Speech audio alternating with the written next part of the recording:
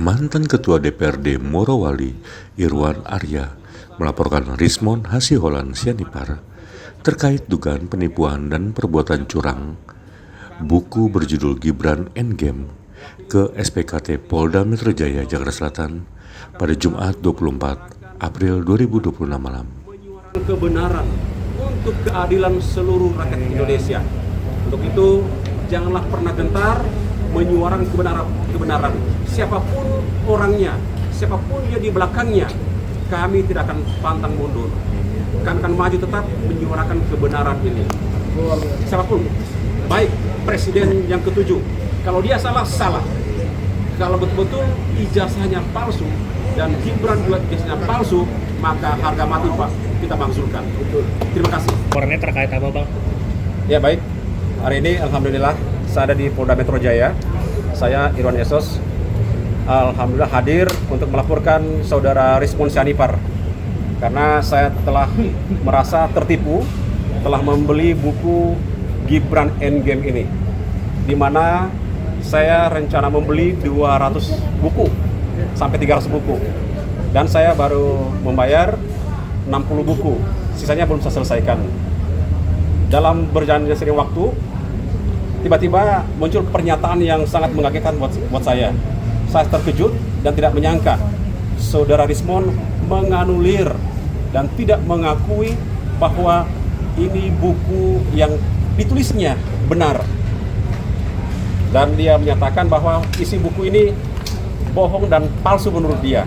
Sehingga saya membuatkan laporan ke Polda Metro Jaya hari ini tanggal 24 April 2026. Itu langsung diterima oleh pihak Polda Metro, bagian penerimaan laporan, itu langsung dibuatkan laporan polisi pada sore sampai malam hari ini. Itu. Laporannya terkait apa, Bang? Ya.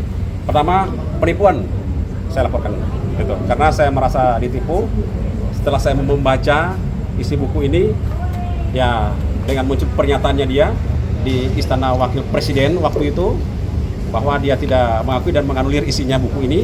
Dan pernyataan yang lebih parahnya lagi di acara Rakyat Bersuara di News TV beberapa malam yang lalu, malam Rabu kemarin, bahwa dia tidak mengakui lagi isi bukunya ini.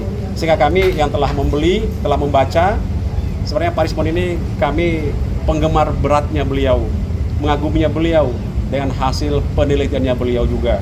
Akan tetapi kenapa berubah 180 derajat dan tidak mengakui buku yang telah ditulisnya sendiri. Artinya tuntutan kepada terlapor ini apa, Bang? Gimana? Tentang penipuan. Enggak, tuntutannya kepada, kan udah dibeli bukunya, itu gimana tuntutannya? Iya, saya akan menuntut itu harus diproses sesuai hukum karena saya merasa tertipu, Bang. Itu atas buku yang telah diterbitkan oleh Bang Rismon ini. Itu. Dalam pelaporan ada barang bukti yang diserahkan juga? Iya, untuk sementara hanya laporan polisi dulu. Nanti akan dikembangkan oleh pihak penyidik nanti. Kita menunggu laporan berikutnya nanti. Bukti yang diserahin ke polisi apa, Bang? Satu, buku. Yang kedua, bukti pembelian buku. Dan ada beberapa teman-teman saksi. Gitu. Tapi kalau untuk harga buku itu belinya berapa, Bang, kemarin, Bang? Kemarin harga buku ini satunya ini 100.000. Saya membeli kemarin buku yang saya bayar itu 60 dari 300 buku yang saya rencana membeli. Yang saya bayar baru 60, sekitar 6 juta lebih. Maksudnya Abang mengalami kerugian sekitar 6 juta gitu ya, Bang? Ya, kalau bilang kerugian material ya memang benar. Tapi salah satu yang membuat kerugian saya ini sangat-sangat tidak ironis bagi saya. Telah membeli buku, membacanya dengan seksama, sampai tiba-tiba muncul pernyataannya Bang Rismon Sianipar di Istana Wakil Presiden bahwa buku ini dia tidak akui lagi dengan apa yang telah hasil penelitiannya dia. Itu. Sehingga saya inisiatif, berarti kami ini yang membeli buku, yang telah membacanya, yang menggemari dia selama ini, kami merasa dibohongi dan ditipu. Gitu. Apalagi mengaku-ngaku sebagai lulusan terbaik Dr. S3, ternyata kami saksikan kemarin malam di acara News TV. Wah, lebih fatal lagi. Itu apakah gelar doktornya tersebut itu jelas atau enggak, lulus atau tidak. Itu. Maka itu membuat kita yang sangat-sangat terinspirasi untuk melaporkan dia dugaan penipuan ini. Pembelian buku yang pertama itu kapan, Bang? Terus janjinya lagi yang berikutnya itu kapan? Iya, Saya beli buku waktu itu di acara Car Free Day tanggal 20, kalau saya nggak salah ingat, waktu itu hari Minggu, sekitar tanggal 24 atau 23 Januari, acara Car Free Day di Bundaran HI. Saya sendiri juga yang memikul buku ini.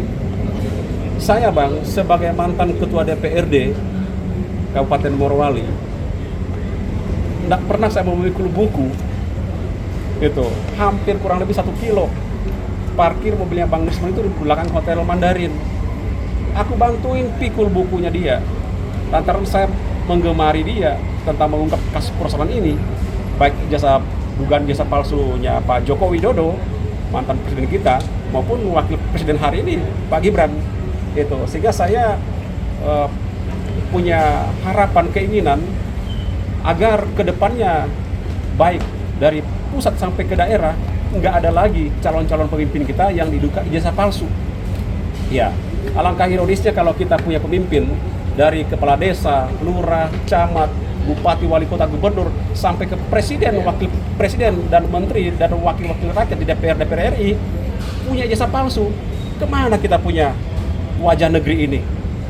Gitu. Sehingga kita harapkan persoalan ijazah palsu, dugaan ijazah palsu ini harus terungkap sebagai pembelajaran bagi kita semuanya agar ke depan tidak terulang lagi.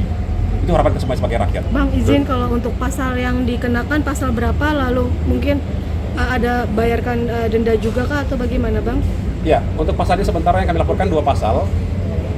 Pasal KUHP yang baru 492 dan pasal 486 KUHP.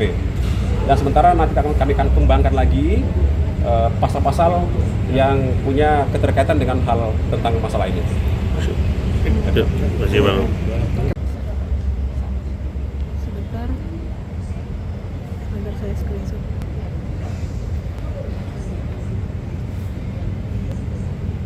Jangan lupa subscribe ya.